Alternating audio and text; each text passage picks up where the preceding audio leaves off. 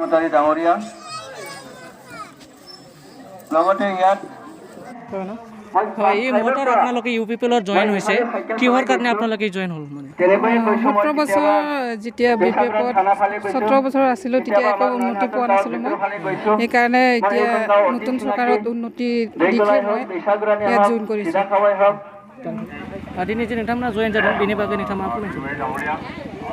बे UPPL आव जयेन जानायानो जाहैबाय माने 17 बोसोर BPF आ 17 बोसोरखौ सालायबोबाय सालायनायनि गेजेरजों दा गोरिब दुखियाखौ नायाखसै नोजोर होआखसै मोजां दैदेनलाङाखसै दा बिनि थाखायनो जोङो UPPL आव जयेन जानो गोनां जाबाय दा दिनै दा जोङो बे धोनस्री समस्तिनि दा जाय बिसायख'थियाव माबादों मा होनगोन जयेन जादों दा बे जा दा फैबाय थानाय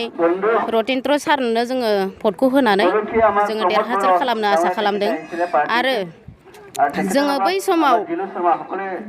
BPF जों थानाय समाव BPF आ जोंखौ मोजां नोजोर होआसै नायासै आरो जे समाव खुन्दुं कम्बल मुस्रि रानदोंमोन बे समाव सानसेखालि मेम्बारजों नांलायनायबो जाबाय दा मानोना होनबा जोंहाबो एसे एनै बारियावनो गायलु गायला खालामो दा आङो मुस्रि कम्बल होयोबा मालिकखौ होनखाबाय आङो मुस्रि कम्बल होयोबा मुस्रि कम्बलखौ लानाङा जोंहा दा मालायनाव मेचिन लायनो थाङोबा गोबां खोथा खोनासंनांगौ जायो दा मेचिना गाज्रिबाबो दा जोङो मेचिना गाज्रिबाबो जोंनो मोजां होननानै हरनोसै जोंनि न'आव लाबोनाय लोगो लोगो जों मुलिखौनो सारनो हाया दा मेचिना गाज्रिखा होमबा जों मारै मुलिखौ सारगोन आरो फुरायना हैफिन थाङोबा नोंसिनि आखायाव थांनानै गाज्रि जादों होननानै बुङो बिनि थाखायनो मेचिनखौ ला होननानै आं मालिकखौ होनदोंमोन बे समाव मेचिननि थाखायनो नांलायलायनाय जाबाय बे समनिफ्रायनो आङो